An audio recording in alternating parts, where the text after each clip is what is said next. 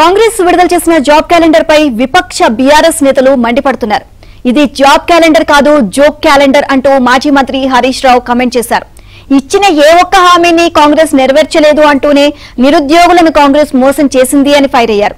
అయితే ప్రతి విషయాన్ని రాజకీయం చేస్తున్న కాంగ్రెస్ జాబ్ క్యాలెండర్ విషయాన్ని కూడా రాజకీయం చేస్తుంది అని మంత్రి శ్రీధర్ బాబు కౌంటర్ ఇచ్చారు.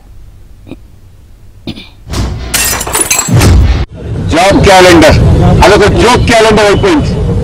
ఆ రోజు 6 గ్యారంటీలకు చట్టబద్ధత అన్నారు, అది బోగస్. వరి ధాన్యానికి బోనస్ అన్నారు, అది బోగస్. ఇవాళ జాబ్ క్యాలెండర్ బక్వాస్ అయిపోయింది.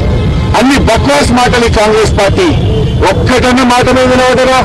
వడ్లకు 500 బోనస్ అన్నారు, 10% మంది సన్నాలకు ఇస్తామని ఎగబెట్టిండు. మహిళలకు 2500 అన్నారు, మోసం చేసిండ్రు. వృద్ధులకు 4000 పెన్షన్ అన్నారు, మోసం చేసిండ్రు. ఎన్నో ఆశలతో, కోటి ఆశలతో ఎదురు చూస్తున్న నిరుద్యోగులకు నేటి జాబ్ క్యాలెండర్ బక్వాస్ గా మారింది, బోగస్ గా మారింది. ఏం చెప్పిండు రాహుల్ గాంధీ గారు? మీరు అశోక్ నగర్ సెంట్రల్ లైబ్రరీ మెట్ల మీద కూర్చొని ఏడాదిలోగా కాంగ్రెస్ పార్టీ 2 లక్షల ఉద్యోగాలు ఇస్తామని చెప్పలేదా? ఏమైనా 2 లక్షల ఉద్యోగాలు? 8 నెలలు గడిచిపోయింది, 4 నెలలు మిగిలింది. ఏదో జాబ్ క్యాలెండర్ ఇస్తారంటే నిజంగానే 2 లక్షల ఉద్యోగాలు ఇస్తారేమో అనుకున్నాం. గత ప్రభుత్వం ఇచ్చిన నోటిఫికేషన్ గురించి అసలు ఎన్ని జాబులు ఇస్తారో లెక్క చెప్పకుండా ఓ డ్రామా ఆడింది కాంగ్రెస్ పార్టీ.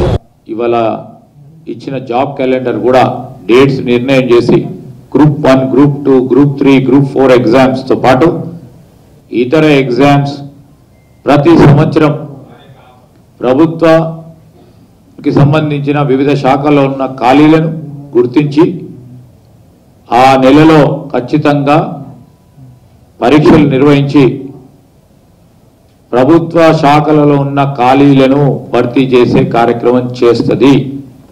జాబ్ క్యాలెండర్ విషయంలో కూడా తొండిపెట్టే ప్రయత్నం చేసిండు. ప్రతిపక్షాలకు సంబంధించి చేసిన మంచి పనులకు సంబంధించిన అంశం విషయంలో ఈ ప్రభుత్వానికి, ఈ పార్టీకి మంచి పేరు వస్తూ ఉంది.